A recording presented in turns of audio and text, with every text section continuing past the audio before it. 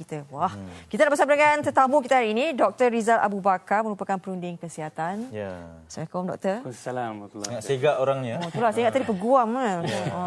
Doktor, terima kasih kerana sudi bersama dengan kami. Mungkin secara pengenalannya berkaitan dengan topik pada pagi ini, berkaitan dengan tidur yang cukup. Kalau Fariha istilahnya tidur yang berkualiti. Jadi bagaimana pemahaman kita dan juga penonton di rumah? Dia bahasa mudahnya kan. Kita kalau orang sebut tidur mampus kita marah kan. Betul? Itu biasa sangat tu. Ya. Tapi tidur yang bagus adalah tidur pada tahap kemampusan yang tinggi. Oh. Itu yang penting. Saya suka ayat ni. Tidur pada tahap kemampusan yang tinggi. Wow. Baik. Sebab rahsia kehebatan manusia terletak pada tidur pada tahap kemampusan yang tinggi itu. Yang pertama, kalau kita nak awet muda, kan, nak kulit cantik, tak payah pakai beling-beling, rahsia dia ada pada tidur. Kalau kita nak badan lentik, cantik, rahsia terletak pada tidur. Sebab masa kita tidurlah, tubuh kita ada sistem intelijen yang dia baiki sel dalam-dalaman dan apa-apa yang selular yang ada dekat luar. Jadi kulit dibaiki, kolagen keluar waktu kita tidur. Sebab tu kalau kita tidur, orang kata deep sleep lah, bahasa orang putih sedap sikit kan, deep sleep. Jadi kolagen akan keluar. Jadi tak perlulah kita sibuk-sibuk nak makan kolagen kat luar, badan boleh keluarkan sendiri. Rahsia dia terletak pada tidur pada tahap kemampusan yang tinggi. Tapi doktor, kenapa yang tapi tu? Tak, sebab di faktor usia kan, bila usia kita semakin meningkat, kita dah tak boleh tidur dengan keadaan yang sebegitu, kan? Kita cuba juga, contohlah hujung minggu kan, hari Sabtu Ahad, aku nak tidur sampai pukul 12 tengah hari lepas subuh, confirm. Tapi tak boleh.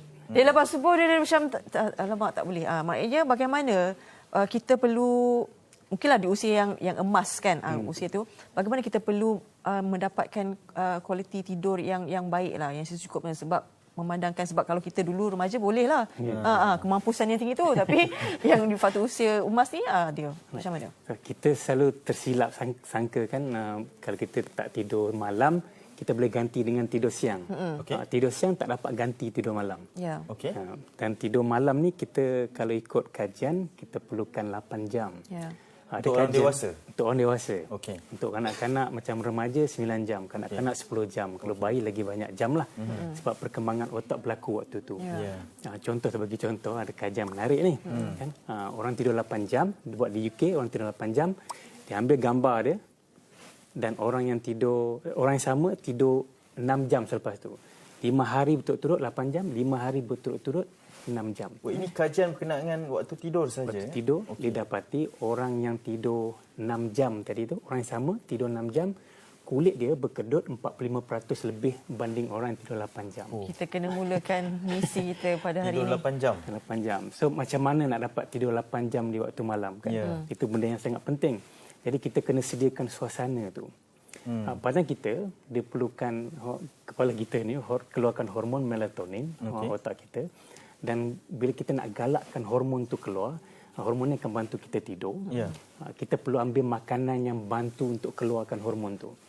Contohnya. Sangat teknikal lah. Okey, awak buat nota. Awak sangat mengganggu. Saya tengah-tengah. Sebab dari sudut pemakanan, hormon tersebut untuk merangsangnya lagi. Silakan doktor. So, makanan yang pertama yang boleh kita ambil, yang bantu kita dapat tidur, ialah kortisol, almond. Almond, kacang almond. Kenapa? Dalam almond tu ada magnesium, dan magnesium ni bantu merendahkan hormon stres nama kortisol. Bila kita tidur, kortisol akan turun. Bila kita berjaga panjang, kortisol akan naik. Jadi ganggu tidur kita. Yang kedua, kita ambil pisang. Pisang ada tryptophan. Tryptophan bantu kita untuk tidur sebab dia akan bantu keluarkan hormon melatonin. Secara semula jadi. Yang ketiga, kita ambil dark chocolate. Sama ada minuman ataupun makanan, dark chocolate pun ada tryptophan, dia akan bantu keluarkan melatonin. Jadi kita bila melatonin cukup, kita akan dapat tidur pada tahap kemampusan yang tinggi tadi. Tapi ada satu lagi, ada macam-macam lagi sebenarnya. Suasana bilik ni. Bilik kena gelap gulita. Macam Piramli kata, gelap gulita. Tak ada lampu. Sebab bila kulit kita, dia dapat detect ada cahaya, walaupun dia pada aircon yang warna merah, warna hijau tu, dia akan bagi tahu kat otak, hari masih siang. So hormon melatonin akan kita yang habis tu kalau detect tu.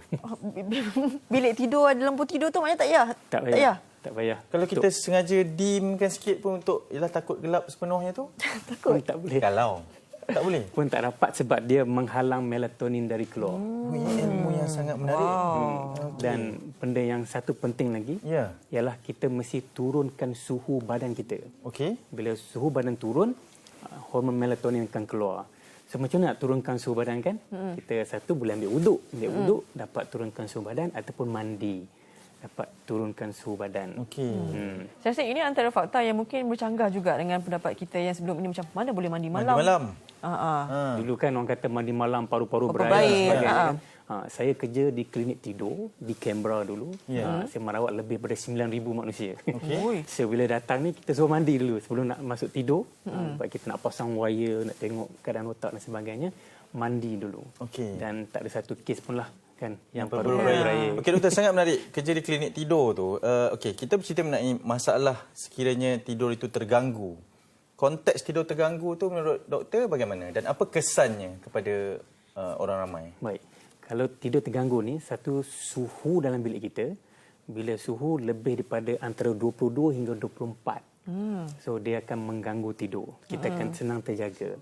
Makanan yang kita ambil, kalau kita ambil minuman berkafein, makanan pedas, dia akan ganggu, menyebabkan dalam bahasa Inggeris disebut sleep fragmentation.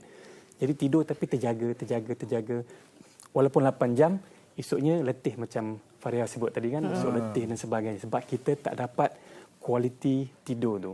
Sebab makanan kita ambil boleh ganggu, makanan kita ambil boleh bantu. So kita kena pandai-pandai pilih. Jadi jangan kafein, jangan apa tadi? Kafein last kali kalau hari ni last kali kita boleh ambil pukul 2 petang. Sebab dia punya efek dia selama 8 jam kan. Tak bolehlah mengopi meneteh tak boleh. Boleh memineral je waktu malam. Tapi apa sebab ada dark chocolate nanti awak boleh ambil. Cover balik. Cover balik dark chocolate tu. Alright. Boleh. Okey. Baik doktor. Sangat menarik lah sebab mungkin untuk pemahaman orang ramai lah antara nak mendapatkan kualiti yang terbaik lah sebab kalau secara teorinya memang nampak cantik lah doktor, kita kena last kafein pukul 2 petang, tapi realitinya perlunya ada disiplin yang tinggi juga, ketulusan diri tu semua kan doktor. Sebenarnya bagaimana untuk mendapatkan tidur yang baik? Selain pada kita set dalam kepala kita bahawa kita nak dapat tidur nyenyak, kan dulu orang kata dulu tepuk bantal. Tepuk bantal. Cakap dengan bantal. Cakap dengan bantal nak bangun pagi, sebenarnya dia set dalam kepala dia. Satu, bila kita set kita nak tidur dan dapat tidur yang nyenyak, kita program kepala kita ataupun otak kita, this is the time untuk kita dapat tidur yang nyenyak. Itu benda yang pertama. Kalau kita tidur dengan macam-macam benda dalam kepala, kita fikir esok nak buat apa alamak, memang akan terganggu tidur kita. Jadi tidur tu nak kena diffuse all those things. Satu. Saya sebutkan suasana bilik kena gelap, kena sunyi. Bila kita mandi tadi, kita dah letakkan diri kita dalam frame untuk tidur.